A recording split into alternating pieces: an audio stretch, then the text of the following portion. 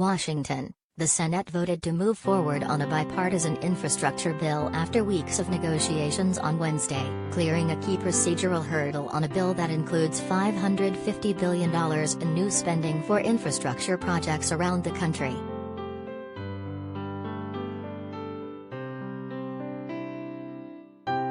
The vote to advance the legislation Wednesday night was 67 to 32, with 17 Republicans joining Democrats in voting in favor.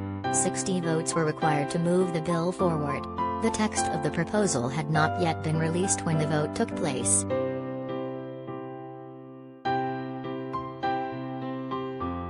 As recently as this week, negotiations over the proposal appeared on the brink of collapse, but Senate Republicans announced earlier Wednesday that they had reached an agreement with the White House and Senate Democrats over the major issues in the bill.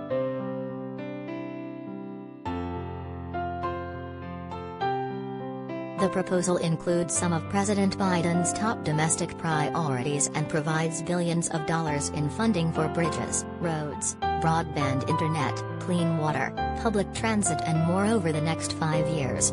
It encapsulates so-called hard infrastructure and is separate from Democratic efforts to pass a $3.5 trillion package for so-called soft infrastructure, which includes policies like Medicare expansion and universal child care.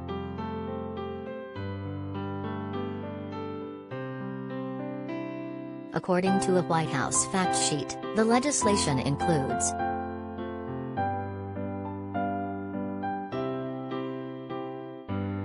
$40 billion for bridge repair, replacement and rehabilitation.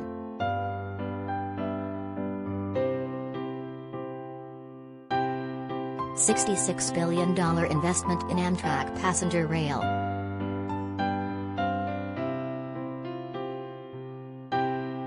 $39 billion for modernizing public transit and improving access for the elderly and people with disabilities.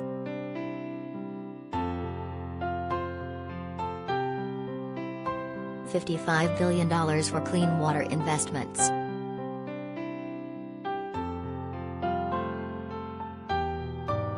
$65 billion in broadband internet deployment.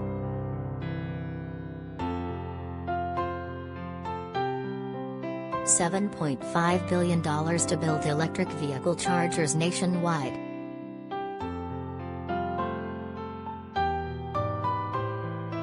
This deal signals to the world that our democracy can function, deliver, and do big things, the president said in a statement before the vote. As we did with the Transcontinental Railroad and the Interstate Highway, we will once again transform America and propel us into the future.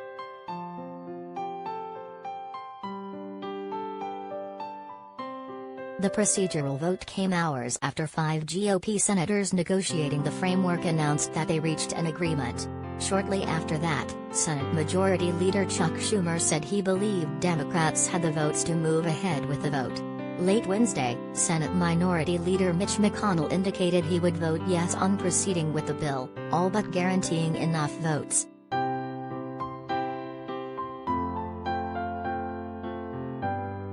The bipartisan bill would be funded by unspent emergency relief funds, corporate user fees and strengthened tax enforcement for cryptocurrencies, among other bipartisan measures, the White House said. The bill would also use roughly $53 billion from states that returned unused enhanced federal unemployment money.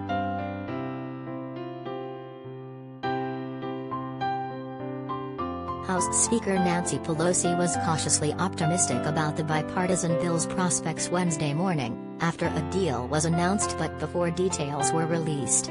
At the time, she did not commit to ensuring the bipartisan legislation gets a vote as is on the House floor and reiterated her position that the House would not take up the bipartisan bill until the Senate moves on the $3.5 trillion reconciliation package.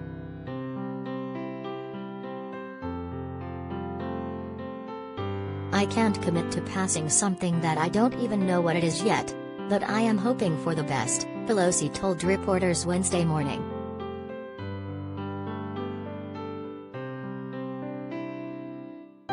After the bipartisan group of senators announced they had resolved their major outstanding issues earlier in the day, Senator Kyrsten Sinema of Arizona, a lead Democratic negotiator of the bipartisan framework, suggested in a statement that she has concerns about the cost of the $3.5 trillion budget resolution.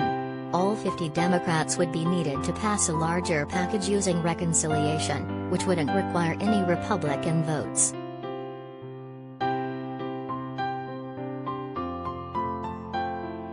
After reviewing the Senate Budget Committee's outline, I have told Senate leadership and President Biden that I support many of the goals in this proposal to continue creating jobs, growing American competitiveness, and expanding economic opportunities for Arizonans, Sinema said in a statement.